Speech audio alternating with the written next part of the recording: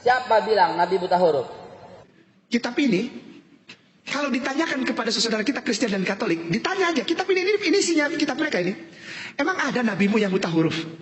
Yang diberikan kitab. Kitab itu diberikan kepada nabi atau kepada umat? Nabi.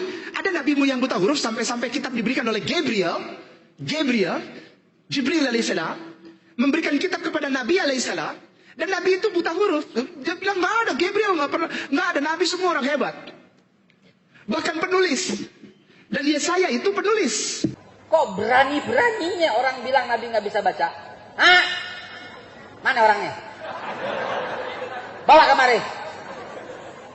Rasulun yatlu suhufan mutahharah. Al-Bainah ayat 2. Rasul, yaitu Nabi Muhammad, yatlu suhufan, yang membaca lembaran-lembaran. Di mana buta hurufnya? Bismil Abi wal Ibni wal Ruhil Kudus. Al-Ilahu Wahid. Shalom Aleichem. Jumpa lagi dengan saya Al di channel Al Murid. Mari bersama-sama kita simak video ini. Bagi teman-teman yang baru mampir di channel ini, kami mohon dukungan Anda mengembangkan channel Al Murid dengan subscribe, like, komen, dan share video-video Al Murid. Terima kasih. Langsung saja kita simak videonya. Nah, saya tidak pernah menghina agama lain. Saya juga tidak berharap ada penghinaan terhadap agama saya selaku Islam. Tapi kalau untuk diskusi saya sangat suka. Kenapa? Bagaimanapun ada banyak kesamaan ayat-ayat yang ada mungkin ya di kitab Taurat, di Injil, dan di Quran. Yang bagi saya itu menunjukkan adanya sambungan antara kitab-kitab terdahulu sampai dengan kitab-kitab sekarang. Nah, yang kami yakini, mulai dari Zabur, Taurat, Injil, itu semua adalah kitab yang diturunkan oleh Allah, Tuhan. Nah, Quran itu adalah kitab terakhir yang diturunkan oleh Allah kepada manusia melalui Nabi Muhammad SAW. Nah, dalam hal ini saya sebenarnya sangat terbuka dengan saudara-saudara dari Nasrani atau Kristen atau Katolik untuk bisa berdiskusi. Kita diskusi bukan saling mengejek, tapi ya memang mengatakan kalau memang menurut kami itu adalah keyakinan yang kami yakini seperti itu. Nah, jadi menurut hemat kami, apa yang disampaikan oleh teman-teman yang dipelajari di Alkitab, mungkin ya itulah kebenaran yang dianggap sebagai kebenaran menurut Bapak Ibu atau saudara-saudara sekalian, saudara-saudara dari Kristen atau Katolik.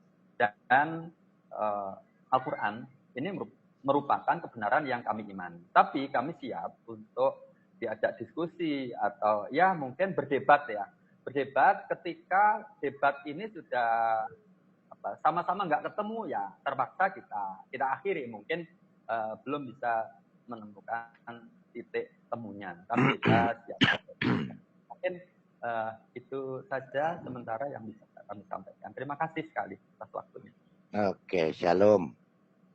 Shalom. Silakan Pak Lira. Waduh, ya. Selamat siang. Selamat siang. Pak Assalamualaikum Besem Hamasyah. Assalamualaikum warahmatullahi wabarakatuh. Waalaikumsalam. Pak Nur Hadi. Waalaikum. Mestinya jangan bukan alaikum itu. Oke, Pak Nur Hadi. Kita bisa diskusi di sini. Tapi sebelum kita diskusi, kita harus mempersamakan persepsi dulu, Pak. Kalau kita berdiskusi apel ketemu mangga, nggak akan ketemu. Paham, Pak Nur Hadi? Oke.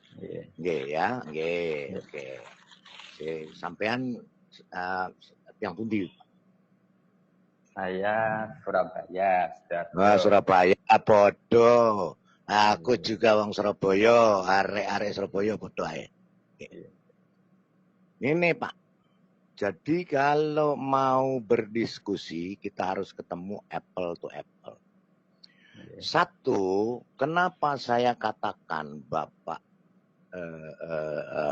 nanti tidak ketemu apple to apple, nanti tidak akan dari awalnya saja sudah berbenturan. Contoh, Ya. dari buku Bapak saja sudah tidak ketemu dengan Alkitab, Pak. Jadi tidak akan pernah sama dari pertama awal agama Bapak muncul dan diciptakan oleh namanya Muhammad, tidak ketemu dengan Kristen, Pak. Satu, kita orang Kristen bukan orang Nasrani, Pak. Maaf. Jadi Ya, tuduhan. maaf, Ya, jadi Allahnya Bapak, mohon maaf saya tidak mengatakan apa. Allahnya Bapak tidak maha tahu. Karena apa? Tidak bisa membedakan orang Kristen dengan orang Nasrani, Pak. Orang Nasrani itu sudah ada 700 tahun sebelum adanya Islam. Dan orang Nasrani itu sekte sesat dari kekristenan, Pak. Dan itu sudah dituliskan di dalam kitab suci kita namanya Injil, Pak. Ya, itu sudah dituliskan sebelum Nabi Bapak keluar dari rahim ibunya. Itu loh, Pak. Jadi ketika Bapak mau berbicara tentang Nasrani, Bapak salah alamat dengan kita orang Kristen, Pak. Tapi nggak apa-apa, nggak apa-apa. Kita akan jawab yang Bapak, tetapi harus Bapak ingat dulu bahwa kita bukan orang Nasrani, Pak. Orang Kristen di dunia ini bukan Nasrani. Nasrani itu saya mesti ceritakan dulu supaya Bapak paham. Karena Bapak sudah mungkin dari lahir sampai umur pira, Pak, Saiki, Pak? Saya sekarang sudah 54, Pak. Waduh, saya 53, udah 53. Oh, saya wes sudah lebih, Pak. Ya, jadi Bapak keluar dari rahim Bapak taunya Nasrani. Jadi Nasrani itu lagi dari rahim ibu, maaf. Bapak taunya Nasrani. Padahal Nasrani itu sudah salah. Nabi Bapak sudah salah. Wes salah kamar. Allah Bapak sudah tidak tahu apa-apa. Karena tidak bisa membedakan Nasrani dengan Kristen. Karena di Alkitab sudah dikatakan di Kisah Para Rasul 24 ayat 5, Nasrani sekte sesat Kristen. Kemudian ada namanya Warakah bin Nawfal, mungkin Bapak kenal atau tidak tahu. Warakah bin Nawfal itu dia orang sekte sesat yang menulis Taurat, Zabur, dan Injil dengan tangannya dia sendiri. Dalam bahasa Ibrani dan bahasa Arab. Saya nggak tahu apakah itu Taurat, Zabur, dan Injil yang Bapak imani sekarang. Saya nggak ngerti. Karena di dalam kekristenan, Tuhan itu tidak pernah gedebuk tiban. Ya, kitab tiban dari langit, Pak. Nggak enek, Pak. Sing ana kitab tiban dari langit itu dongeng 1001 malam, Pak. Kalau di Kristen kita itu Taurat itu bukan kitab, Pak. Apalagi kitab dari Sang Pencipta, bukan, Pak. Itu omong kosong. Taurat itu adalah 10 hukum dan tradisi-tradisi Yahudi yang ditulis oleh para nabi. Termasuk Musa. Musa juga enggak doyan jadi nabi, Pak. Daud itu raja, bukan nabi. Abraham enggak pernah ganti namanya jadi Ibrahim, Pak. Enggak nganggo tumpengan apa bubur merah putih, ganti nama jadi Ibrahim, Pak. Saya ke Israel tak tanya satu Israel enggak ada yang kenal Ibrahim, Pak. Sing kenal Abraham. Nah, dengan begini, makanya kita mau cari tahu. Yang mana yang benar, yang mana yang tipuan. Gitu Pak. Mari kita diskusi Pak Nur Hadi. Baik. Silakan Pak, monggo Pak.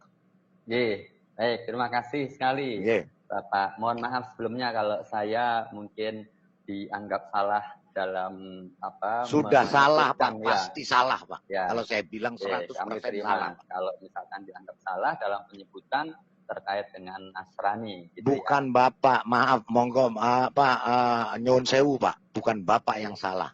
Kitab Bapak dan Nabi Bapak yang salah. Karena bikin kitab itu. Oke, monggo lanjut Pak. Oke, terima kasih ya.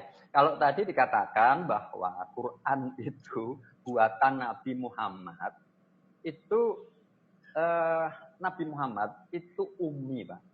Namanya ummi itu tidak bisa baca, tidak baca tulis.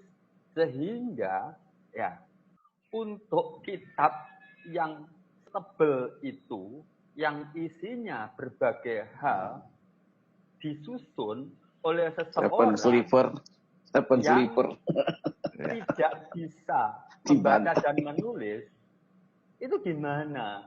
Kalau tadi Bapak mengatakan bahwa sebentar Bu, biar saya Bu, ditulis dibuat sendiri oleh Muhammad. Nah, Bapak yakin, hakul yakin, gelagokin, Pak musikin, tukang mesin, bahwa Muhammad tidak bisa baca umi, Pak. Betul, Pak? Yakin, Pak? Ya. 100% apa 1000%, Pak? Ya, 100% saja. 100%. Oke, bisa tolong sharing, Pak, sang penggugat? Ya, saya surat Al-Bayyinah. Iya, Al-Bayyinah ayat 2, Pak. Ayat 2. Coba tolong di-share, Pak. Bapak boleh baca Al-Bayyinah ayat 2. Yang begini Pak ya, maksudnya yang bohong itu Bapak apa Quran Bapak? Al-Bayyinah ayat 2, Pak.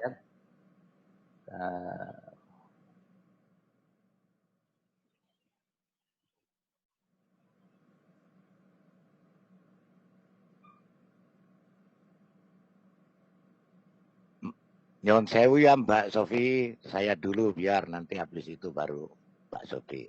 Nggih. Al-Bayyinah ayat 2. Iya, coba Bapak baca yang kenceng, Pak. Ya, auzubillahi minasyaitonirrajim. Rasulun minallahi yatlu syuhbam mutahharah. Seorang rasul dari Allah. Here with the song Light Switch, Charlie Puth. Muhammad yang membacakan lembaran-lembaran yang suci. Buta huruf atau tidak itu, Pak? Membacakan lembaran-lembaran yang suci. Yang Bapak lagi Bapak lagi baca apa, Pak? Tak tanya dulu, nyun sewu, Bapak lagi baca apa, Pak? Ya, sekarang ini membaca ini. Ada tulisan, Pak? Ada tulisannya, Pak? Bisa dibaca, Pak? Ya. Itu artinya membaca kan, Pak ya? Monggo, Pak, silakan, Pak. Ya. Kata-kata membacakan, membacakan itu sejak dari awal Rasulullah Muhammad. Lembaran, Pak. Bapak lagi baca lembaran apa bukan itu, Pak? Sekarang Bapak lagi baca lembaran atau bukan, Pak? Bapak lagi membaca lembaran Al-Quran atau baca angin, Pak?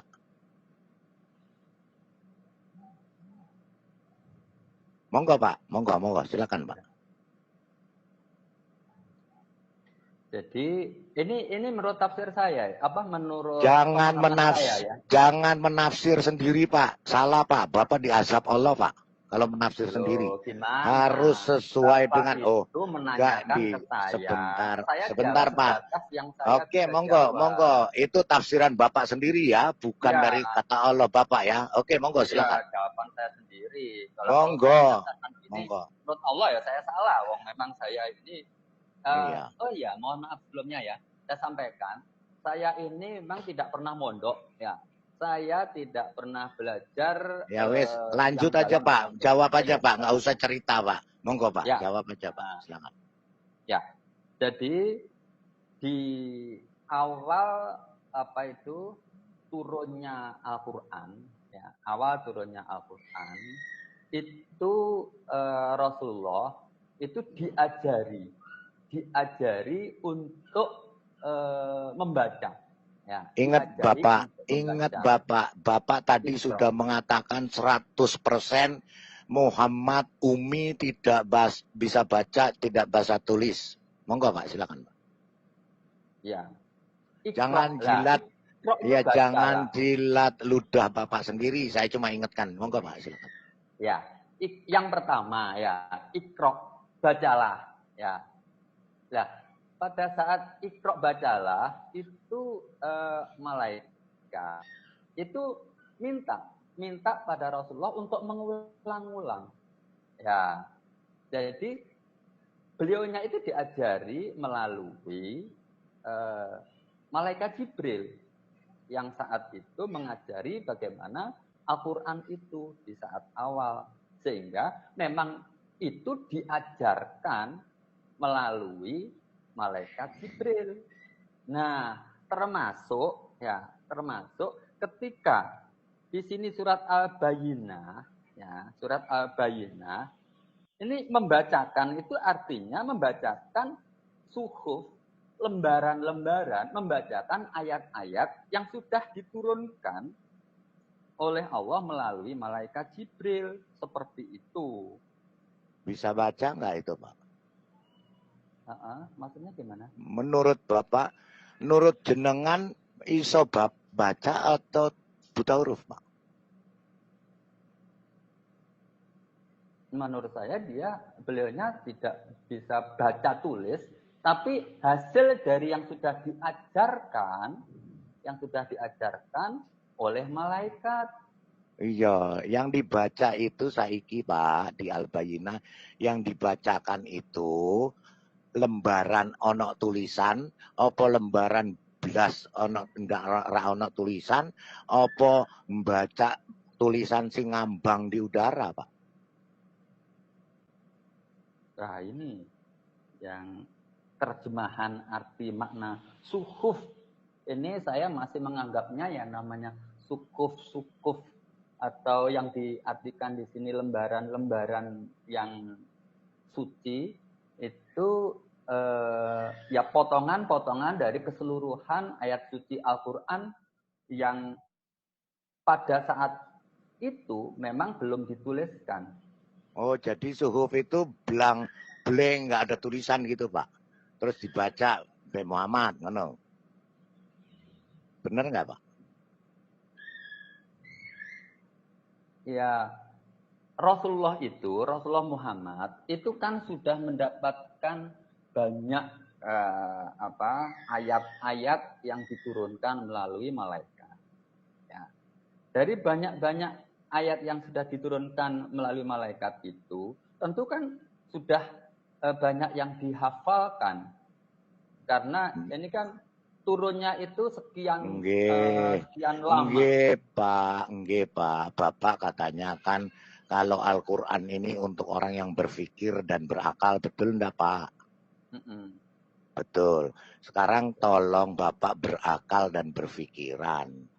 Kalau Bapak dikei suhuf, tulisan, lembaran, mbuh lah. Suhuf itu kertas, apa kulit binatang, apa kulit kayu, mbuh. Iya, suruh baca. Terus nggak ada tulisan. Terus Bapak hanya membaca dari hafalan. Itu membaca apa menghafal, Pak?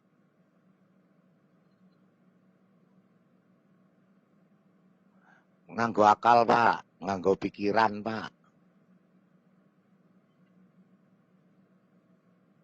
Ya, ini yang saya pahami loh ya. Sukuf pada saat itu. Sukuf apa Pak? Yang Bapak pahami sukuf itu apa Pak? Ya, sukuf itu yang saya pahami merupakan bagian-bagian dari Al-Quran yang masih terpisah-pisah. Iya, maksud saya sukuf itu bentuknya apa Pak? Bentuk kertas bertulis, apa kulit kayu ada tulisannya, apa kulit kambing ada tulisannya, apa kulit manusia ada tulisannya, apa kulit-kulit itu nggak ada tulisannya, Pak? Monggo, Pak. Saya sendiri, pemahaman saya belum nyampe. Apakah saat Rasulullah itu, pada saat itu ada yang sudah menuliskan? Mungkin saja sudah ada yang menuliskan ya, tapi dalam lembar yang terpisah, misalkan seperti itu. Tapi beliaunya enggak bicara Pak, enggak bicara lembaran terpisah. Oke lah, kita taruh satu lembar aja Pak. Satu lembar, enggak usah lembaran terpisah, satu lembar aja. Itu lembarannya ono tulisan enggak kira-kira Pak? Ya, yang dibacakan ada itu. Ya, ada tulisan. Berarti Muhammad bisa membaca dong Pak.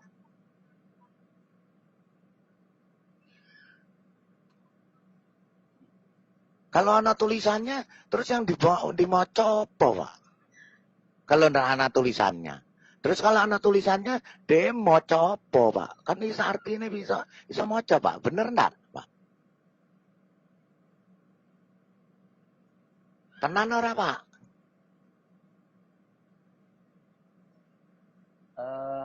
Gini ya, Pak. Ibarat kalau misalkan gini ya, seseorang, ini saya ibaratkan saja Pak ya, seorang ya. Monggo.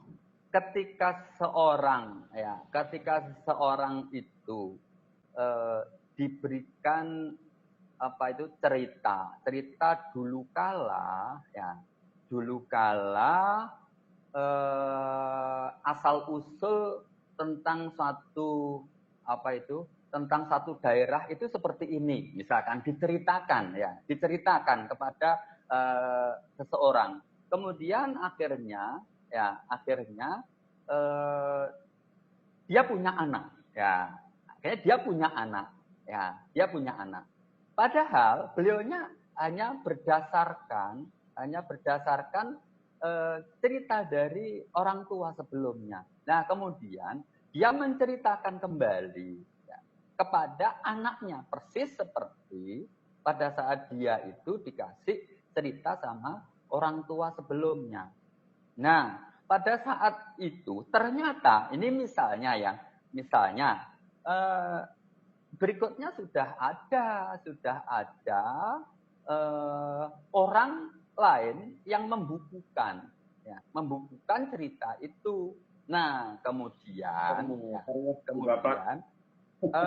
kepada anaknya dia menceritakan itu dengan istilah membacakan cerita yang sebenarnya dia itu tidak bisa baca tulis. Itu kan tetap bisa, Pak. Iya. Terus yang dibaca dikasih bukunya untuk apa? Dipangan, apa dibakar, apa di apa, Pak? Sambil dia menceritakan yang sudah diceritakan. Terus yang dibaca itu apa, Pak, bukunya, Pak? Yang dimoco apa, Pak? Ini masalahnya moco, Pak. Bukan cerita, Pak. Moco. Bapak ngerti moco apa ora? Sekarang Bapak lagi moco Al-Quran apa ora? Di Al-Quran itu ada tulisannya apa ora? Ya. Kok iya piye, Pak? Enggak, Pak. Monggo, Pak, silakan.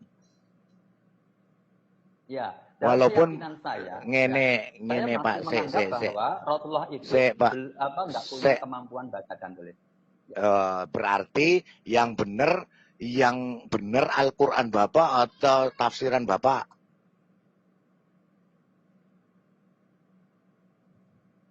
Yang pasti Quran yang benar. Kalau saya kan bisa salah. Kalau begitu Quran yang benar. Berarti Quran bilang Muhammad iso moco. Bapak bilang Muhammad ra iso moco. Di Quran sendiri dikatakan Rasulullah itu ummi. Nama ummi itu tidak bisa baca. Tapi Al-Quran sendiri mengatakan iso moco. Jadi tenan apa ora? Al-Quran ini bertentangan apa ora? Katanya Al-Quran sudah mengatakan kalau ada bertentangan di dalamnya berarti itu bukan dari Allah. Ya, mungkin untuk saat ini ya Saya yang belum bisa menjelaskan pada Bapak Ibu sekalian. Nah, kalau Bapak belum iso jelaskan buku Bapak dewe, kok ya Bapak mau diskusi toh, Pak? Aku Monggo, boleh Pak, kasih silakan. masukan. Ya, silakan Bu Sofiatul, silakan. Saya wis selesai. Oke, Ya, monggo, jadi monggo. sebenarnya orang Muslim itu salah kaprah. Yang dimaksud umi itu bukan nggak bisa baca tulis, tetapi tidak mengetahui kitab-kitab sebelumnya. Itu ada dijelaskan di dalam Quran. Jadi orang yang umi itu bukan buta huruf, tetapi orang yang tidak mengetahui kitab-kitab sebelumnya. Dan itu dijelaskan di dalam Quran Anda. Jadi Muhammad itu memang tidak bisa fasih membaca, tetapi bisa membaca dalam bahasa Arab, dan bahkan diceritakan di dalam hadis Muhammad itu menulis. Nah, pada waktu zaman Muhammad juga, Muhammad itu punya 40 orang penulis atau scriber, termasuk Said bin Thabit. Jadi katanya ketika dia mendapat wahyu, kemudian dituliskan ya di dalam lembaran-lembaran yang disebut suhuf. Jadi Muslim itu mengklaim mereka mempunyai 13 mushaf primer yang dipegang Aisyah, Hafsah, Ali bin Abi Thalib, Abu Bakar, ya ada 13 kalau Anda baca bukunya Al-Masahif Ibn Abi Dawud. Ya, jadi Pak Nur Hadi ini memang kalau saya rasa mewakili Muslim awam. Muslim awam yang memang di brainwash ya. Dari kecil Muhammad ini didiktekan oleh malaikat Jibril, didiktekan satu persatu, ya memang seperti itu. Jadi sama aja. Tapi Anda tidak menyelidiki kitab-kitab Anda sendiri, ya. Jadi harus banyak membaca, Pak Nur Hadi, untuk Anda bisa mengimani. Apalagi Bapak kan usianya sudah 50-an. Kita nggak tahu kapan waktu kita dipanggil Tuhan. Jadi kalau kita salah pilih juru selamat, kita mempercayai agama yang dongeng, ya, mempercayai kepalsuan, ya cilaka kita gitu. Ya, kita tidak punya kepastian hidup kekal. Ya, jadi saya sarankan Pak Nur Hadi ini kita maklum aja ya, memang begitu teman-teman. Ya, itu hampir semua teman-teman saya Muslim juga begitu. Saya tanya nggak tahu. Betul. Paham. Oke, Bu Sofiatul, saya mau tambah lagi. Coba Pak Nur Hadi buka At-Talaq, surah At-Talaq. At-Talaq ayat 11. Coba Bapak bacakan sing kenceng, sing banter, Pak.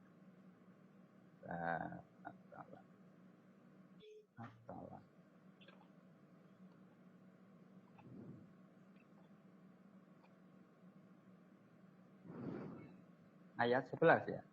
Iya, ayat 11. Sing kenceng, Pak, baca macanya. Ya.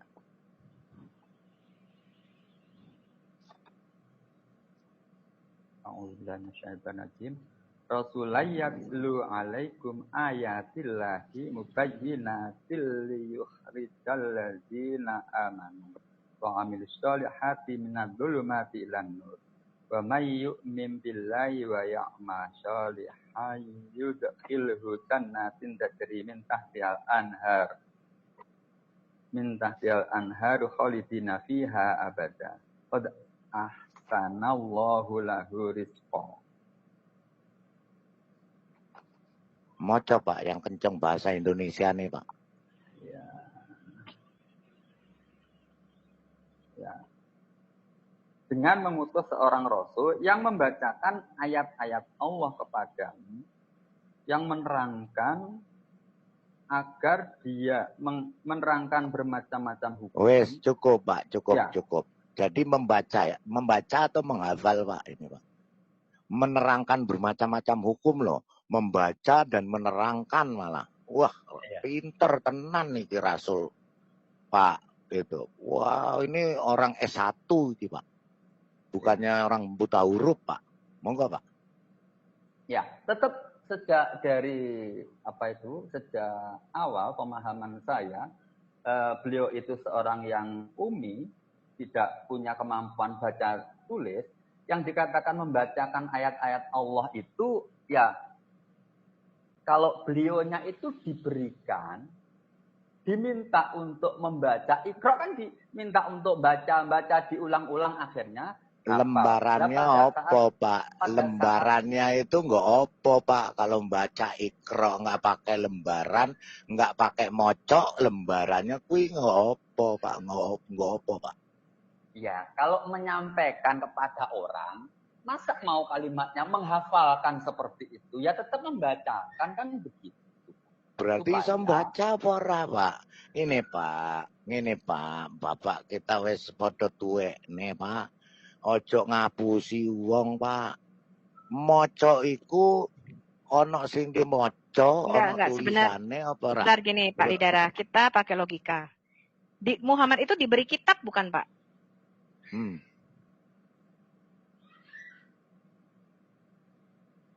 Halo, Pak Nur Hadi.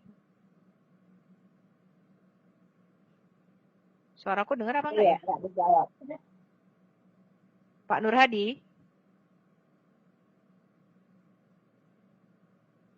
Pak Nur Hadi. Halo, Pak Nur Hadi. Nggak ada sinyal apa dia? Ya. ya. Halo, Jadi Pak Nur Hadi. Rasulullah, ya, makasih. Ya. Ini tadi sempat putus. Rasulullah sempat itu putus.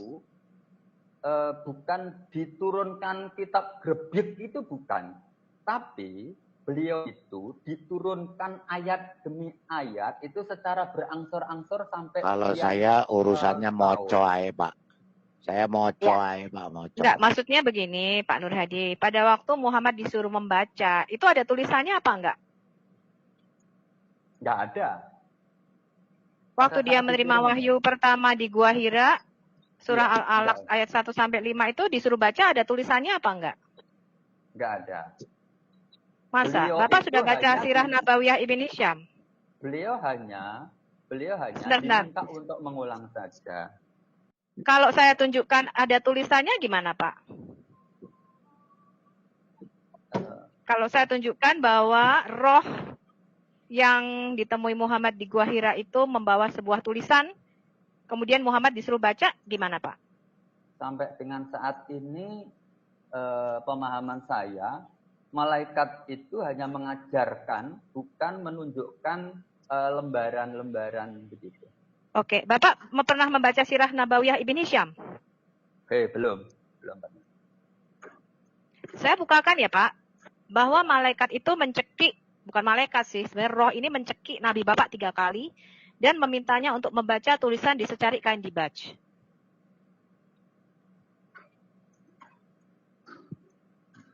Ya.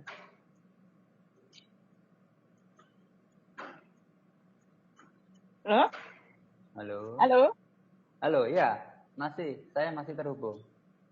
Enggak, ini Sofiatulnya yang hilang suaranya.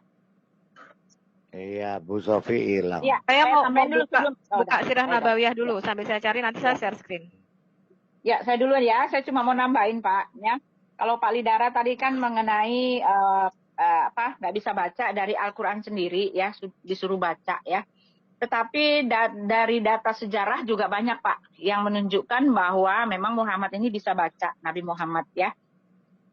Ya, ada peristiwa ya, ada sejarahnya ya yang mencatat bahwa ketika Nabi Muhammad sebelum dia meninggal ya, dia menguatkan ya sebelum meninggal, lalu dia waktu dia sadar dia mau meninggal, dia memberikan isyarat kepada Aisyah, istri kesayangannya itu, untuk membawa sesuatu ya di mana dia dapat menuliskan nama-nama penggantinya gitu.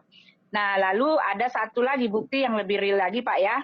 Waktu untuk sekarang ini Bapak bisa buktikan ya, ada di biara San Catherine di Gunung Sinai ya, di Gunung Sinai ada satu surat pribadi yang surat ini masih tersimpan di museum Pak ya.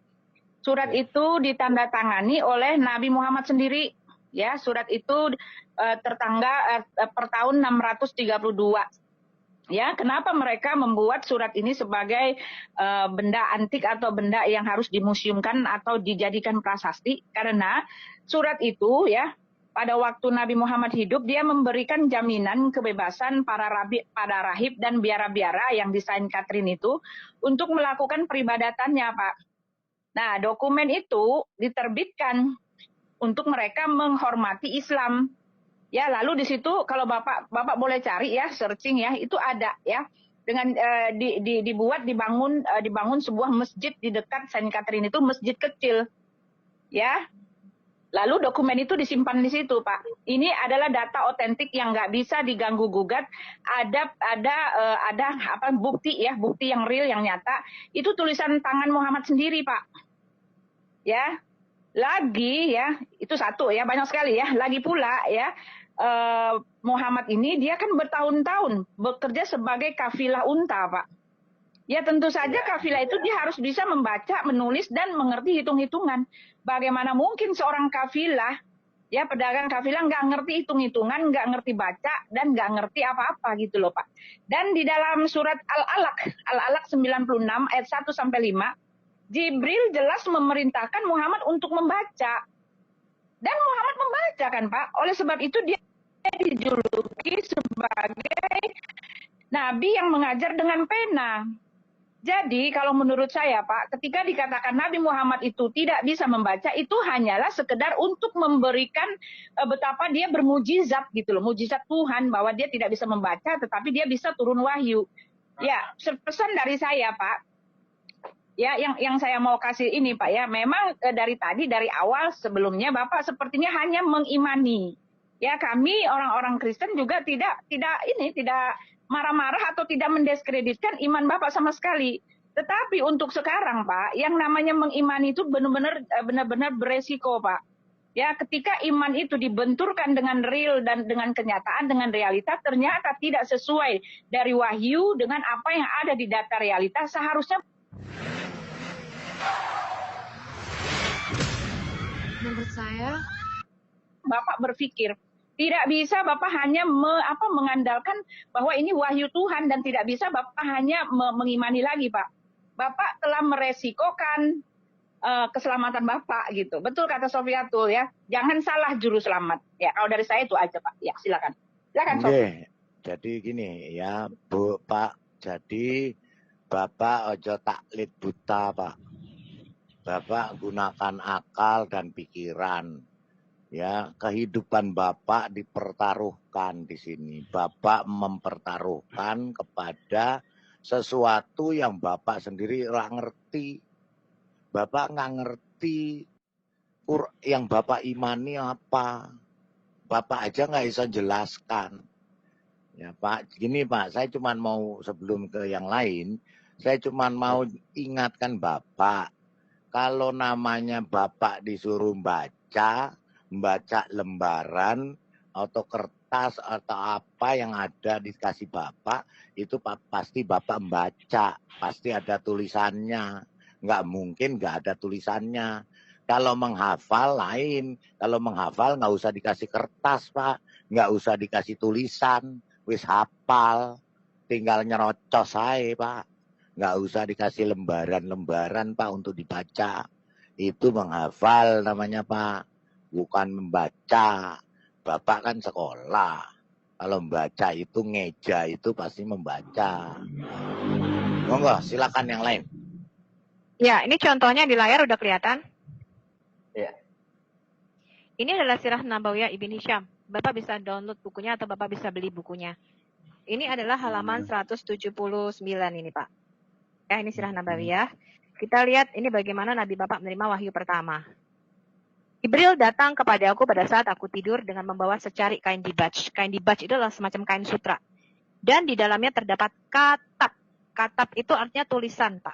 Ya, medianya bisa apa aja. Ya, di dinding, di gua di dinding, mau di tulang belikat, unta, mau di pelepah. Selama bentuknya tulisan namanya katab. Kemudian malaikat Jibril berkata, "Iqra." Aku berkata, aku tidak bisa membaca. Malaikat Jibril mencekik leherku dengan kain dibaj tersebut, hingga aku merasa seolah-olah sudah mati. Kemudian ia melepas cekikannya dan berkata, "Bacalah." Aku menjawab, "Apa yang harus aku baca?" Malaikat Jibril kembali mencekik leherku dengan kain dibaj tersebut, hingga aku merasa seolah-olah sudah mati. Kemudian ia melepas cekikannya dan berkata, "Bacalah." Aku berkata, "Apa yang harus aku baca?" Jibril kembali mencekik leherku dengan kain dibaj tersebut, hingga aku merasa seolah-olah sudah mati. Kemudian ia melepas cekikannya dan berkata, "Bacalah." Aku berkata, "Apa yang harus aku baca?" 4 kali nih. Aku berkata seperti itu dengan harapan ia mengulangi apa yang sebelumnya ia lakukan terhadap diriku. Kemudian turunlah surat Al-Alaq ayat 1-5. Ini Bapak lihat? Ya. Oke. Bagaimana tanggapan Bapak? Iya, betul. Ini adalah sirah pertama ya, biografi tertua dari Nabi Bapak. Ya, saya percaya dengan itu. Jadi malaikat Jibril memang datang yang pertama itu pada saat Rasulullah ada di Gua Hiro, dan itu peristiwa pertama yang sangat menakutkan pada diri Rasulullah. Beliau diminta untuk membaca berulang-ulang dan beliau jawab emang nggak bisa baca, seperti itu. Lalu kenapa apa malaikat itu bodoh, Pak? Sudah tahu nggak bisa baca, dikasih tulisan, dicari kain dibaca.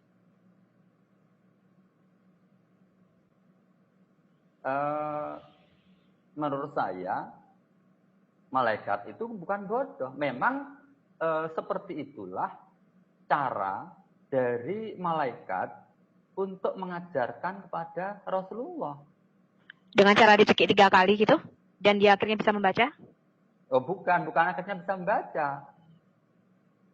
Rasulullah itu kan akhirnya diajari untuk dibacakan, diulang baru bisa. Di situ nggak ada tuh Pak tulisannya dibacakan, diulangi, dibacakan. Yang ada dicekik. Ya namanya malaikat mengajarkan sampai sekian ayat itu kan dari bagaimana cara malaikat untuk mengajarkan bisa saja pada saat itu diulang-ulang, setelah disuruh baca nggak bisa, akhirnya kan malaikat yang membacakan baru Rasulullah itu menirukan. Menurut Bapak Allah nggak tahu kalau Muhammad nggak bisa baca ya, sehingga dikasih tulisan dicarikan dibaca.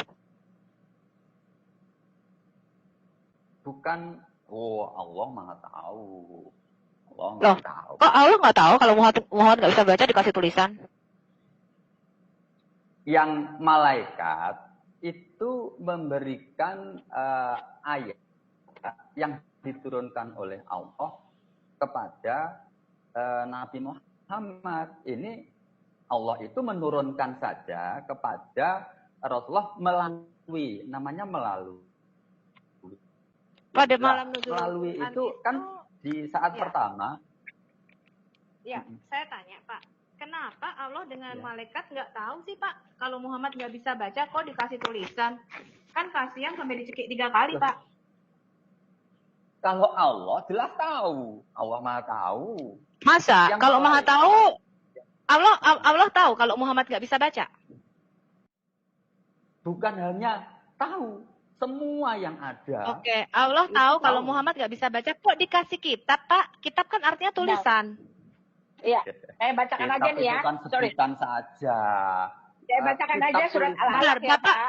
Ya, Bapak tahu nggak apa arti kata kitab? Bapak tahu arti kata kitab? Tahu. Apa artinya? Ya tulisan. Loh, ya, ini kalau Allah maha tahu dan Allah tahu ayatnya. Muhammad nggak bisa baca, kenapa dikasih tulisan, Pak? Iya nih, ini ya. Di dalam Pak ini ya, Al-Alaq 6 ini Al-Alaq ya, ayat 1 sampai dengan 5. Ini perintah dari Allah ya. Bacalah dengan menyebut nama Tuhanmu yang menciptakan. Dia telah menciptakan manusia dari segumpal darah.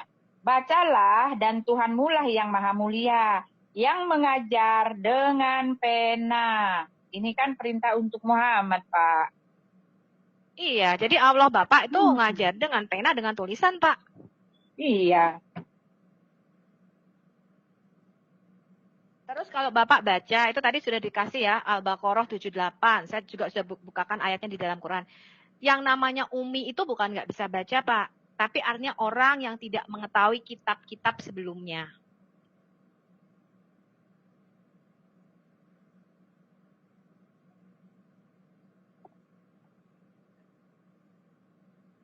Udah pusing dia nggak bisa jawab.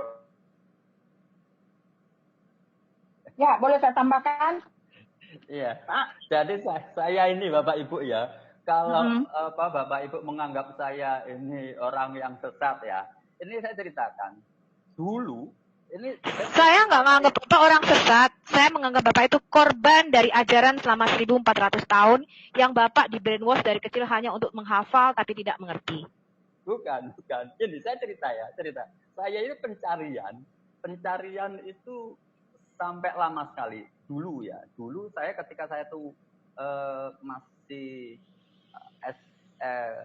SMA ya, SMA kelas 1 kalau nggak salah. Saya SMA kelas 1. Saya dari kecil, sejak SD, itu sholat dan puasa. Tapi pada saat SMA kelas 1 itu, saya itu sempat puasa, tapi kan bukan karena ingin ibadah. Ya sholat bukan karena ingin sholat. Hanya saya sungkan saja, nggak enak sama orang-orang di sekitar saya. Karena pada saat itu saya anggap semua agama benar. Semua saya nggak bisa bedakan. Bentar, Bapak dulu Kristen? Saya asli Islam. Tapi sempat Islam. Satu saat saya itu ada di titik nol. Namanya titik nol itu saya nggak bisa bedakan antara saya hanya bikin, ya kalau misalkan saya terlahir di Eropa ya mungkin saja saya Kristen. Kalau saya di Bali mungkin saja saya Hindu. Saya sempat seperti itu. Sehingga pada saat itu saya betul-betul ya saya tetap saja sholat ya tetap sholat. Tapi sholat saya itu hanya nggak enak kalau dilihat sama orang kalau nggak salah. Puasa juga puasa. Tapi saya merasakan sekitar 1 bulan itu nggak ada gunanya.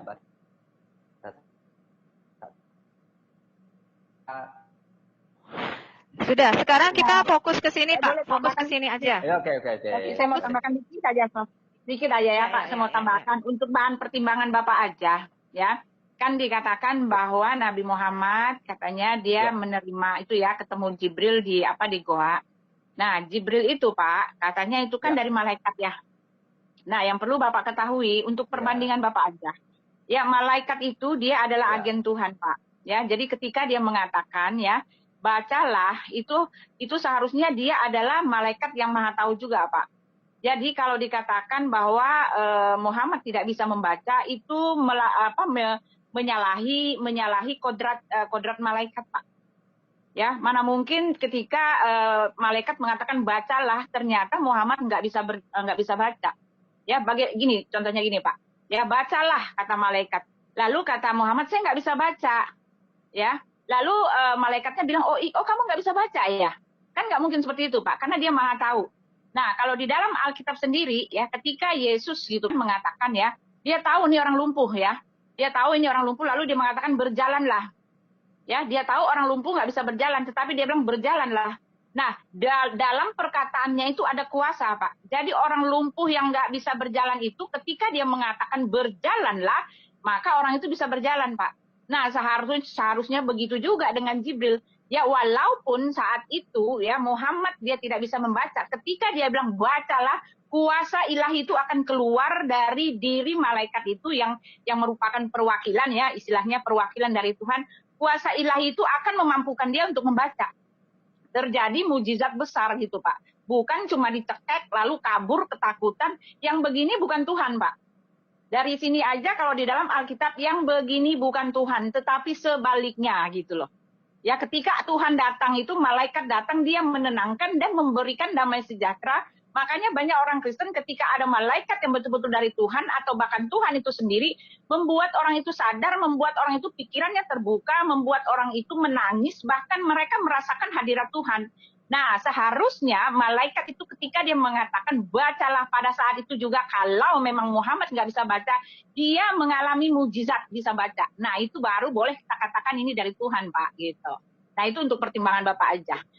Lalu yang saya bilang tadi, ada bukti otentik yang jelas, data real yang baku ya, yang bisa dilihat. Ada tulisan tangan Muhammad sendiri. Ya kan, di Saint Catherine itu tulisan yang memberikan kebebasan kepada biara-biara yang pada saat itu untuk mereka bebas beribadah. Oleh sebab itu, karena mereka menghargai pada saat Nabi Muhammad sedang ekspedisi yang ke-17, dia kan memimpin 17 kali ekspedisi untuk siar itu kan, memang ketat sekali. Ya, bahkan berhala-berhala dihancurkan, tetapi biara ini dikasih kebebasan untuk beribadah, makanya mereka membuat dokumen itu. Dan dokumen itu adalah data real yang membuktikan bahwa pernyataan Bapak atau pikiran Bapak atau paradigma Bapak tentang Nabi yang umi ini, yang buta huruf ini salah gitu loh, Pak. Ya, itu salah, itu nggak benar. Karena ada buktinya gitu loh. Buktinya ada, bukti realnya ada gitu loh, Pak.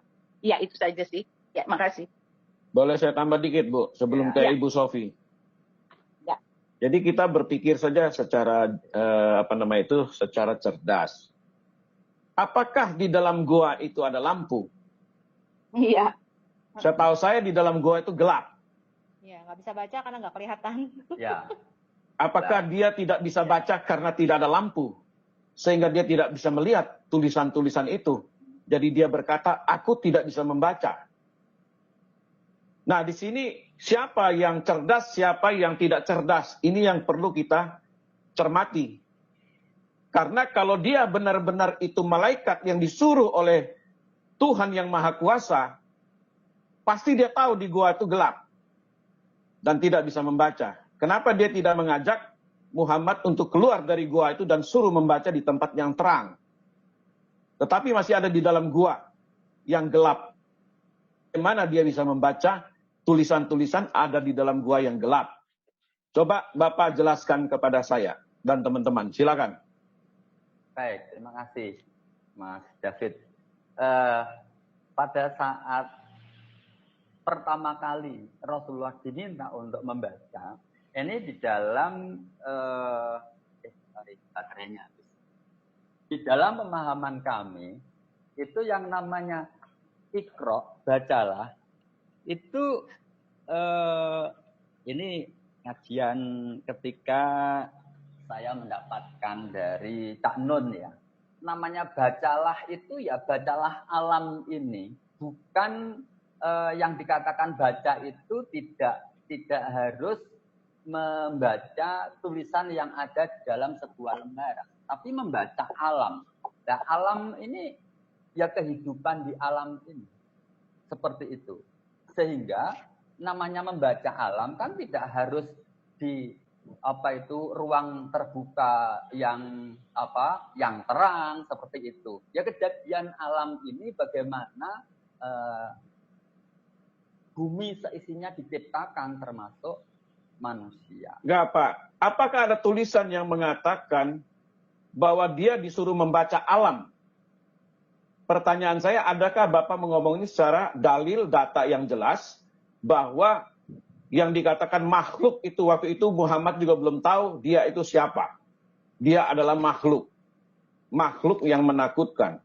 Nggak betul. Tadi kan ada secari kain dibac itu yang suruh baca. Jelas kok disuruh baca ada tulisannya. Disuruh baca kan di situ ada tulisannya. Dan jangan keluar dari teks, Pak. Ya. Jadi yang mana yang benar ini? Di situ dikatakan ada tulisannya, ada bacaannya.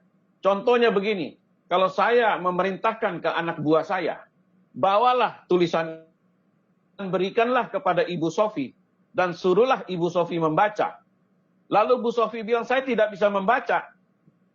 Ini yang mana yang cerdas, yang mana yang tidak cerdas gitu loh. Kita bicara secara logika saja, Pak. Tapi kalau Bapak mutar-mutar bilang ke alam, ini segala macam, itu saya kira Bapak sudah keluar jalur. Kita bicara soal membaca, Pak, yang dimana di situ tertera ada huruf-hurufnya. Dan belakangan juga tuh ayat kan ada ditulis di Al-Quran kan, yang pertama kali dia terima wahyu, ada ayatnya itu ditulis di kitab wahyu Al-Quran tuh di pasal keberapa, paling belakang kalau nggak salah. Bukan yang terdepan, sedangkan wahyu pertama, tapi bukan dimuat paling depan, tapi paling belakang. Ya. Nah itu bagaimana menurut Bapak sendiri? Sedangkan itu ada kata-katanya, ada kalimatnya. Tetapi Bapak berkata tidak ada kalimatnya sama sekali, bahkan Bapak berkata itu suruh membaca alam. Nah ini kita bingung, Pak. Dengan cara Bapak menjelaskan itu tidak menjawab semua apa yang kita tanyakan ke Bapak. Coba Bapak yang lebih cerdas lagi, Pak, supaya kita bisa memahaminya. Silakan. Ya, namanya ayat, ya tanda-tanda kebesaran Tuhan itu banyak. Sehingga ketika kita diminta untuk membaca, itu tidak hanya diminta untuk membaca kitab yang tertulis di Al-Quran itu saja, tapi tanda-tanda termasuk, ini misalnya kejadian siang dan malam, ya, kemudian turunnya hujan, itu juga merupakan ayat-ayat Tuhan yang kita harus pandai untuk membacanya. Kita tidak tanya Pak. itu, Pak. Sebentar, saya tanya ke Pak Nur Hadi. Yang diturunkan Allah kepada Muhammad itu tanda-tanda alam apa kitab Quran? Yang diturunkan oleh Allah, yang secara berangsur-angsur, itu adalah ayat-ayat Al-Quran. Tetapi... Nah, kenapa sampai ke ramalan cuaca, Pak? Jangan-jangan ke situ dulu. Tadi yang saya bacakan adalah Sirah Nabawiyah Ibn Hisham halaman 179. Sebentar, Pak. Jangan ke tanda-tanda alam. Itu nggak betul ya. Apa yang dieksegesis Cak Nun, saya mohon maaf, itu tidak ada di dalam Sirah Nabawiyah, biografi dan hadis-hadis Bapak. Di dalam hadis-hadis Bapak tidak pernah Muhammad disuruh membaca tanda-tanda alam, ya. Yang jelas roh tadi yang ada di Gua Hiro itu membawa secarik kain yang ada tulisannya Nabi Bapak disuruh membaca. Pertanyaan saya, kalau malaikat itu tahu Nabi Bapak nggak bisa baca, kok disuruh baca gitu loh, Pak? Jangan ke tanda-tanda alam, ramalan cuaca, kapal yang lewat pada waktu pesikaan siang dan malam, turunnya hujan. Kita nggak ke sana, Pak. Seperti yang saya bilang sebentar, Pak. Seperti yang saya bilang tadi kan, kalau betul-betul dia adalah malaikat, ya saya kasih gambaran ya, seperti Yesus. Ya, Yesus tahu orang itu nggak bisa berjalan, tetapi perkataan malaikat atau perkataan Tuhan itu penuh kuasa, Pak. Jadi ketika dia memerintah, ketika dia berfirman, semuanya itu harus ada gunanya. Ya, ketika dia mengatakan bacalah, walaupun Muhammad nggak bisa membaca, dia pasti akan bisa baca. Karena itu perintah dan itu digunakan untuk ininya ya, untuk pekerjaan dia gitu kan. Nah, Yesus mengatakan kepada orang lumpuh, berjalanlah. Dari perkataan itu timbul kuasa, mujizat terjadi. Orang lumpuh itu bisa berjalan, Pak. Ini harusnya kriteria dari malaikat, kalau betul-betul itu malaikat yang datang gitu loh, Pak. Nah, di dalam Alkitab kami sendiri sudah dikasih tahu, Pak. Ya, kami sudah kasih bukti bahwa tidak bisa diambil linknya bagaimanapun juga Muhammad itu dia buta huruf. Enggak, Pak. Banyak sekali keterangan yang menyatakan dia itu bisa baca. Di dalam Yesaya 29 justru lebih terang lagi, Pak. Ya, saya mau bacakan. Yesaya 29 ayat 11. Maka bagimu penglihatan dari semuanya itu seperti isi sebuah kitab yang termaterai. Apabila itu diberikan kepada orang yang tahu membaca, mengatakan, baiklah baca ini, maka ia akan menjawab, aku tidak dapat membaca, sebab kitab ini termaterai. Dan apabila kitab itu diberikan kepada seorang yang tidak dapat membaca dengan mengatakan, baiklah baca ini, maka ia akan menjawab, aku tidak bisa membaca. Dan Tuhan telah berfirman, oleh karena bangsa ini datang mendekat dengan mulutnya dan memuliakan aku dengan bibirnya, padahal hatinya menjauh daripadaku dan ibadahnya kepadaku hanyalah perintah manusia yang dihafalkan. Nah, bahkan peristiwa ini sudah dinubuatkan, Pak. Ya, itu perintah manusia yang dihafalkan itu, Pak. Ya, peristiwa ini sudah dinubuatkan, sudah dikasih tahu bahwa akan ada yang seperti itu dan itu adalah perintah manusia yang dihafalkan. Ya, ini dari sudut ini ya nubuatnya ya. Oke, jadi gini, saya Pak Nur ya dari awal kan saya sudah katakan kita cerdas. Saya nggak mau lari kemana-mana, saya tidak mau melebar kemana-mana. Tadi ini saya bukakan mengenai Umi itu. Begini Pak. Kalau kita cerdas, kita harus tahu dulu etimologi membaca, Pak. Ya. Etimologi membaca itu di dunia, termasuk di Arab sendiri, ada dua, Pak, etimologinya. Etimologi membaca itu dia membaca, mengucapkan secara lisan, karena dia sudah hafal dan sudah ada di dalam otaknya yang bisa dia bacakan.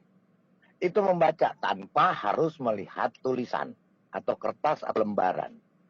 Kedua, disuruh membaca, pasti dia membaca yang ada tertulis ketika dia diberikan yang lembaran atau kertas apapun yang disuruh membaca.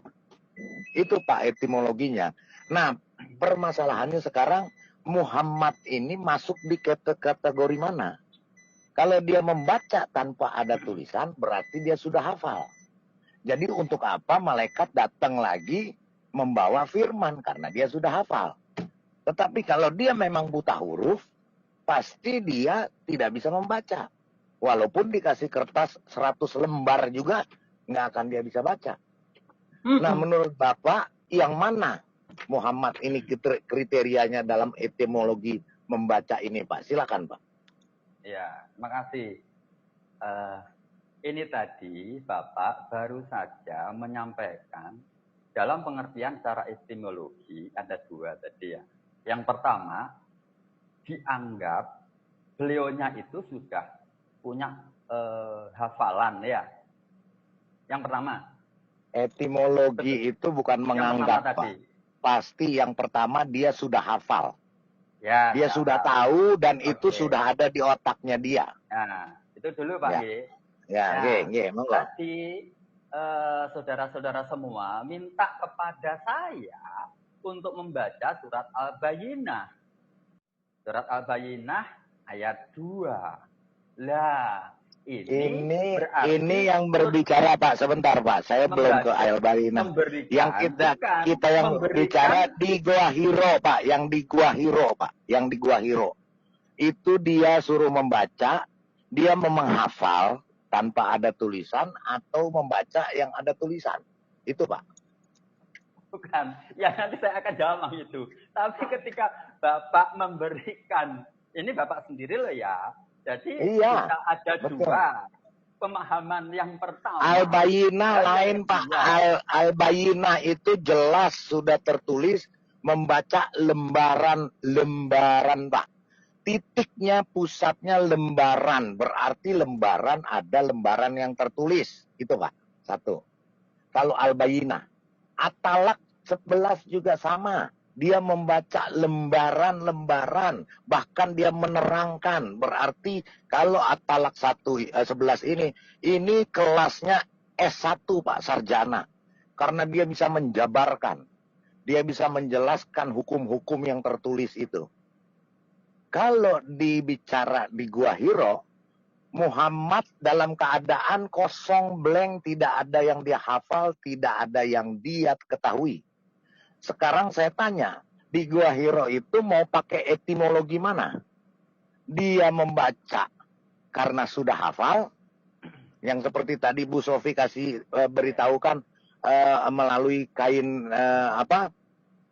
ada tulisannya, atau memang dia membaca tulisan itu, atau memang dia sudah hafal. Jadi untuk apa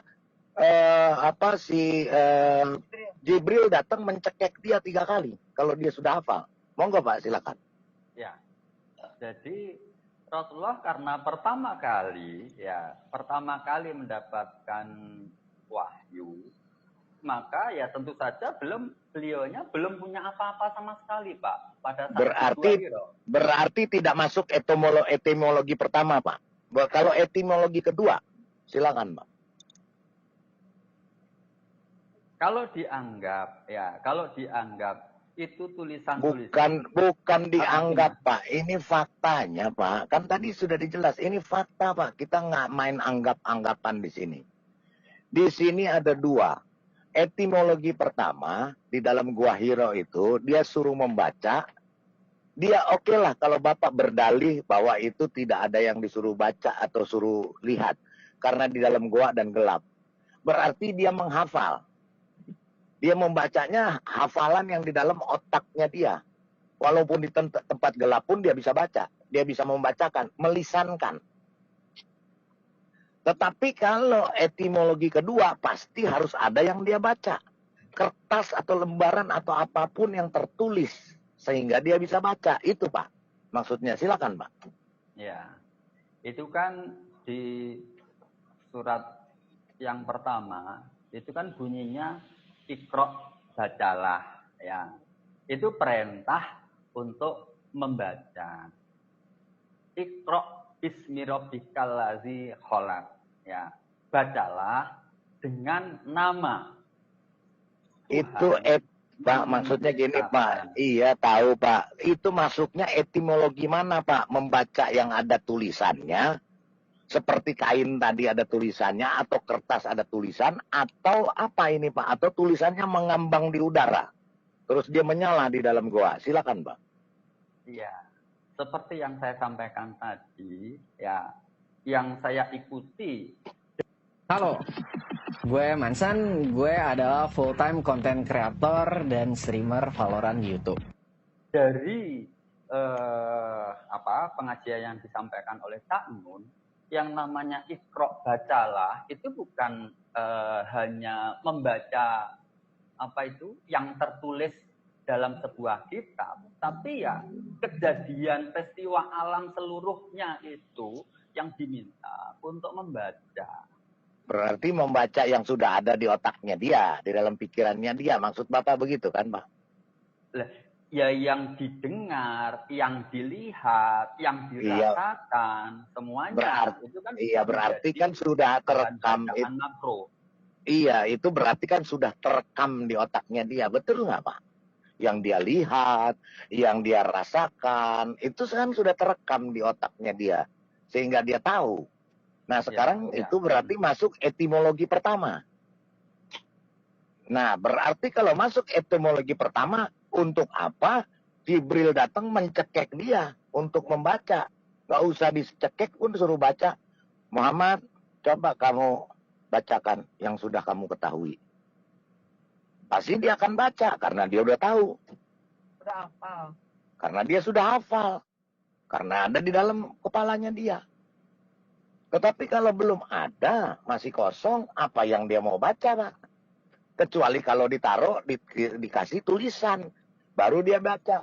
Alif, ba, ta, sa, jin, ha, ho. Kan begitu, Pak? Betul nggak, Pak? Betul nggak, Pak? Ya. Betul atau tidak, Pak? Jadi pemahaman saya. Betul nggak? Maksud saya, Bapak, betul atau tidak seperti itu, Pak? Jadi pemahaman saya sampai dengan saat ini tetap seperti yang ya karena saya ikuti ini ya, saya ikuti yang diajarkan oleh itu ya sementara ya. Kak Nun membaca itu membaca alam secara makro. Jadi Bapak saya mau tambahkan, Pak. Saya mau tanya konfirmasi sebentar. Konfirmasi saya berarti Bapak hanya bisa bertaklid buta tanpa Bapak mengetahui isi kitab Bapak dan Muhammad Bapak. Silakan, Pak. Ya, boleh saya tambahkan sebentar? Pak, ini untuk pertimbangan lagi ya, Pak ya. Ini dari percakapan saya ngikutin dari awal sampai akhir ya. Kita sudah bicara banyak sekali dari sejarah. Sofiatul udah bilang ya, dari ayat Al-Qur'annya sendiri sudah dibukakan kepada Bapak ya. Bukti membuktikan bahwa memang Muhammad itu bisa baca ya. Bahkan saya juga udah kasih ayatnya dari Al-Qur'an sendiri. Bahkan Nabi Muhammad itu dikatakan seorang rasul yang mengajar dengan pena. Ini adalah julukan orang yang untuk orang yang memang bisa membaca, Pak. Ya, itu hanya dan itu dari Alkitab ya. Lalu dalam sejarah pun saya sudah bilang, bukan sejarah, dari bukti otentik kan ada ditemukan tulisan dari Nabi sendiri ya. Ini adalah bukti yang nggak bisa lagi dibantah, Pak. Kalau sudah ada tulisan, kalau sudah ada bukti, ya di pengadilan juga orang kan ketika ada pernyataan itu tidak bisa dikatakan sah itu satu pernyataan kecuali ada bukti, minimal 2 orang yang membawa bukti. Dan ketika sudah ada 2 bukti di situ di depan mata, sahlah itu pernyataan itu, Pak. Jadi untuk Nabi Muhammad sendiri memang ada bukti bahwa dia itu memang bisa membaca, Pak. Ya, bahkan di dalam Al-Qur'an sendiri, ya ini untuk pemikiran Bapak, ya saya kasih tahu. Muhammad sendiri mengkonfirmasikan orang-orang atau mengkonfirmasikan umatnya dengan mengatakan di dalam Al-Baqarah 121 itu. Ya, dia mengatakan orang-orang yang diberikan Alkitab kepada mereka membacanya dengan bacaan yang sebenarnya. Nah, kalau Muhammad sendiri tidak bisa baca, ya bagaimana bisa dia mengkonfirmasikan bahwa Alkitab atau kitab-kitab terdahulu itu adalah bacaan yang sebenarnya. Ini nggak masuk akal, Pak. Seharusnya menjadi logika pikiran Bapak juga gitu. Nah, di dalam soal ketuhanan sendiri, nggak bisa juga dikatakan bahwa Muhammad nggak bisa baca. Karena apa? Karena malaikat, kalau memang itu betul adalah malaikat, kerja malaikat tidak seperti itu, Pak. Mana mungkin dia datang, Muhammad baca ini, baca. Lalu Muhammad bilang, oh saya nggak bisa baca. Lalu katanya itu malaikat. Masa malaikatnya bilang, oh kamu nggak bisa baca ya? Maaf ya, gitu kan? Itu gambaran seperti itu. Jadi nggak mungkin kalau itu adalah malaikat, dan nggak mungkin kalau Muhammad itu tidak bisa baca, dan nggak mungkin ketika malaikat mengatakan bacalah ya, ketika memang dia betul-betul malaikat, dengan otomatis Muhammad pasti bisa baca, Pak. Itu dia. Ya, jadi banyak sekali dari berbagai sisi kami sudah tunjukkan kepada Bapak. Bahkan di dalam Alkitab sendiri sudah dijelaskan, Pak. Yang seperti ini adalah perintah manusia yang dihafalkan. Sudah dikasih tahu gitu loh, Pak. Jadi mau dari sisi mana lagi Bapak butuh bukti? Bukti dari mana lagi yang harus kami kasih? Ya, kalau Bapak masih mengatakan saya masih berpegang dengan kenyataan bahwa Muhammad tidak bisa baca, ya itu kan hanya mengimani, Pak. Pesan kami sih cuma satu, ya, jangan iman konyol, ya, meresikokan keselamatan Bapak, gitu saja. Ya, karena semua sekarang tidak bisa lagi asal mengimani, Pak. Era sekarang nggak bisa lagi asal mengimani, gitu loh. Ya, itu saja. Ya, silakan. Boleh saya tambah sedikit. Oke, silakan. Saya tambah dikit aja. Saya mau kasih konklusi aja terhadap Pak Nur Hadi. Oke, silakan. Ya. Jadi saya begini, apa Pak Lidara? Saya dulu Pak, sebentar, 1 menit. Oh ya udah. Jadi begini Siap. teman-teman, ya teman-teman, kesimpulan dari diskusi ini, memang saya mengetahui ada 2 tipe orang Muslim. Pak Nur Hadi ini masuk di dalam 1 tipe. Dia membela dengan taklid butanya. Dia harus membuta hurufkan sang Nabi, walaupun ada ayat Al-Qur'annya sendiri mengatakan dia bisa baca.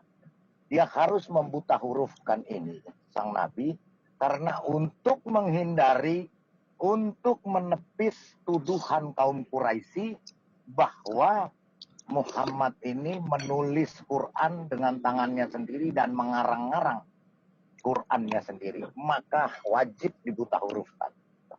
Tapi yang kedua, Muslim yang kedua yang saya sudah diskusi, dia menyatakan memang Muhammad tidak buta huruf. Muhammad bahkan dari golongan ini dia akan bertentangan, akan melaporkan orang yang membuta hurufkan Nabi Muhammadnya. Karena Al-Quran sudah menyatakan, yang golongan kedua ini tidak mau mempertentangkan ayat Al-Quran. Karena kalau dia pertentangkan, akan hancur sendiri. Karena sudah dikatakan apabila ada Ini kisah Murah Mat yang percaya murah lebih dari sekedar harga. Goreng api.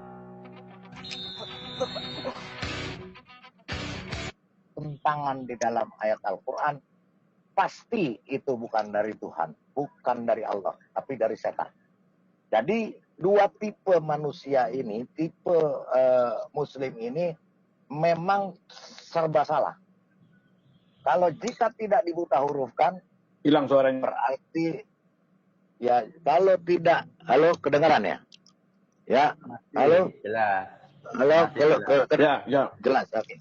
Jadi kalau tidak mempertentangkan, tidak membuta hurufkan Muhammad, berarti kitab itu adalah buatan Muhammad. Tapi kalau mempertentangkan dengan dinyatakan tidak dia adalah bisa membaca, berarti melanggar daripada Al-Qur'annya sendiri, mengatakan ummi dan dia tidak bisa membaca. Itu. Jadi konklusinya Pak Nur Hadi ini masuk di dalam golongan yang membuta hurufkan nabinya untuk menghindari bahwa nabinya menulis-nulis Al-Qur'annya sendiri dengan kemauannya sendiri, dengan caranya sendiri. Begitu, silakan Pak yang lain.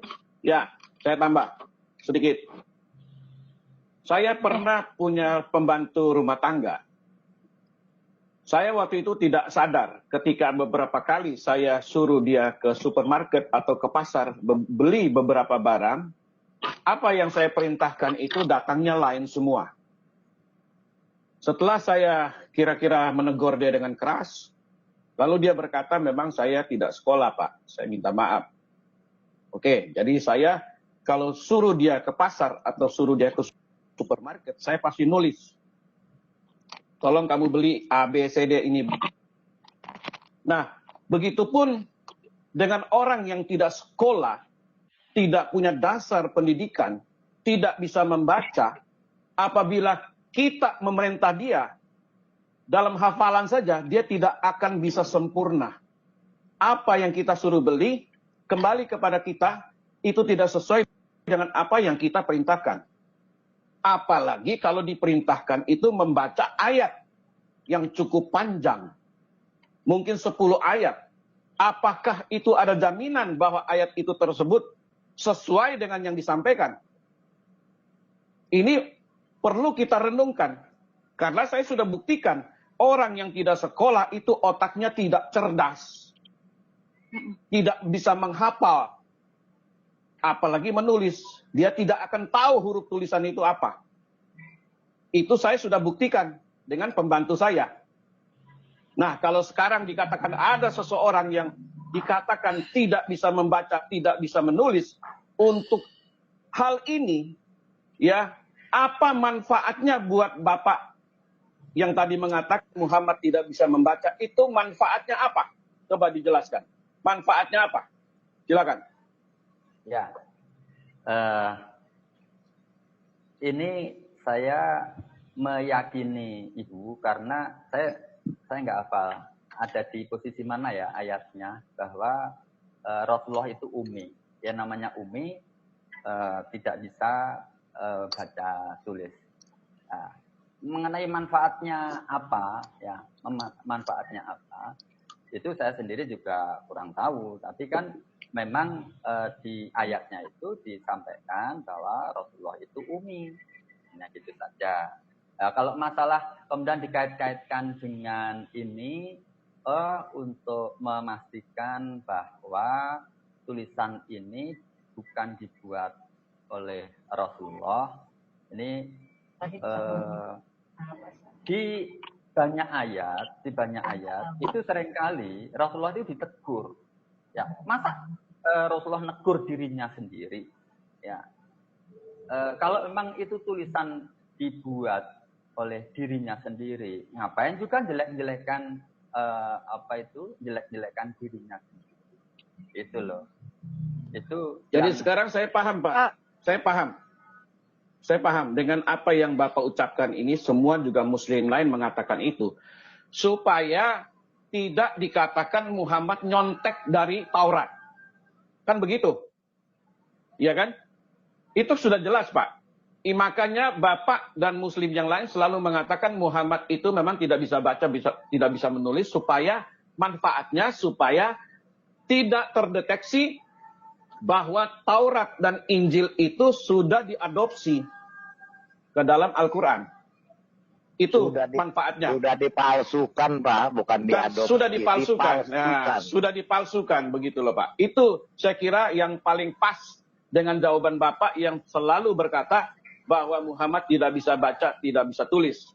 Tetapi kalau Bapak bicara saya secara pribadi, saya menanggapi secara pribadi, jelas banyak bukti-bukti ayat Al-Quran yang mengatakan Muhammad bisa baca dan bisa tulis. Ketika dia mau meninggal pun, dia masih minta alat tulis untuk menyampaikan wasiatnya. Tetapi dilarang oleh sahabat-sahabatnya. Berarti dia bisa baca dan dia bisa tulis. Ya, jadi kalau Bapak tetap ngotot bahwa Muhammad tidak bisa baca, tidak bisa tulis hanya untuk ya supaya dikatakan itu otentik, supaya dikatakan Muhammad itu benar-benar ada firman dari Allah sendiri sudah datang kepada dia, saya kira tidak tepat, Pak. Itu hanya sebuah alasan saja. Ya, sebuah alasan saja. Terima kasih. Silakan Ibu Sofi mau lanjut. Ya, jadi kalau Bapak baca di surah 3 ayat 20 dan surah 278, itu arti kata umi adalah tidak mengetahui kitab-kitab sebelumnya. Bukan buta huruf. Ya. Nah, jadi Muhammad itu tidak mengetahui kitab-kitab sebelumnya, Pak. Dan saya mau minta pendapat Bapak. Mungkinkah orang yang tidak bisa baca tulis, pada waktu zaman Muhammad itu ada berapa huruf Arab sih, Pak? Ada berapa huruf Arab sih pada zaman Muhammad itu, Pak Nur Hadi? Ya, yang saya tahu ya mulai alif sampai dengan ya. Sekarang ada berapa huruf Arab? 26. Pada zaman Muhammad ada berapa huruf Arabnya? Oh. Enggak. Kasih tahu Bapak ya, pada zaman Muhammad dengan ya itu. Keliru, Pak. Bapak harus belajar video Al-Hayat Indonesia Sejarah Tulisan dan Bahasa Arab.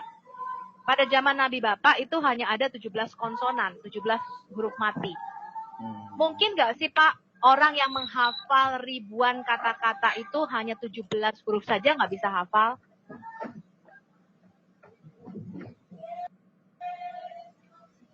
Nggak masuk di akal kan Pak? Orang 17 huruf aja nggak hafal, masa dia bisa menghafal ribuan ayat-ayat Quran? Ya, itu kan hafal itu kan bukan karena kemampuan seseorang, tapi memang dimampukan oleh Tuhan.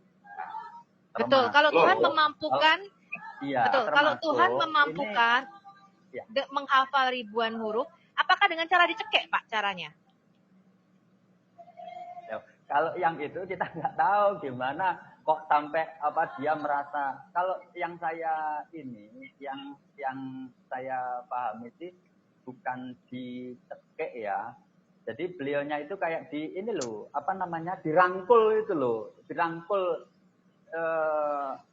Bapak bisa bahasa Arab? Besar. Bapak bisa bahasa Arab? Saya tunjukkan arti kata Fa'at Gana. Bapak tahu bahasa Arab?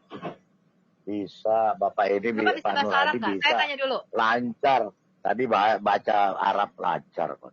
Bisa dia. Fa'at Gana itu artinya dijerat pada lehernya atau ditekan dengan keras pada lehernya.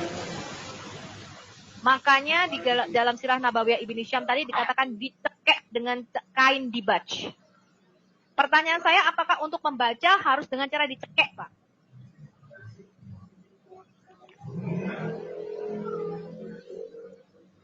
Kalau yang bahasa Indonesia yang Bapak bilang didekap, itu karena diperhalus. Kalau Bapak baca dicekek, semua muslim murtad, Pak.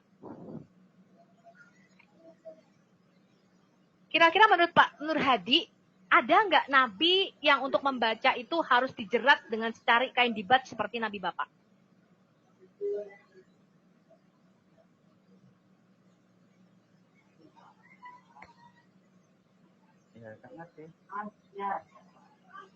Nggak ada ya Pak, karena Sirah Nabawiyah itu ditulis hampir 300 tahun setelah Nabi Bapak mati.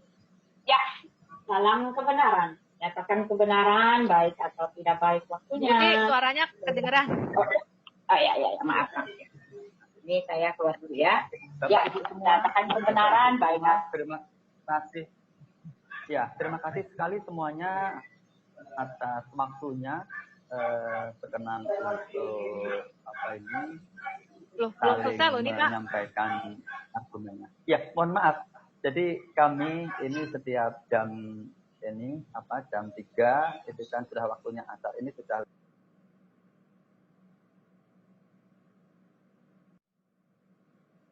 Bapak ini nggak bisa ngomong apa-apa lagi ya, selesai teman-teman ya. Jadi kesimpulannya adalah Bapak ini nggak bisa ngomong apa-apa lagi ya, karena ya dari segala sisi sudah dikasih tahu bahwa pernyataan yang mengatakan bahwa Nabi Muhammad tidak bisa baca itu ya bisa dibantah ya, karena banyak sekali bukti-bukti yang mengatakan bahwa Nabi Muhammad itu sebetulnya bisa baca ya.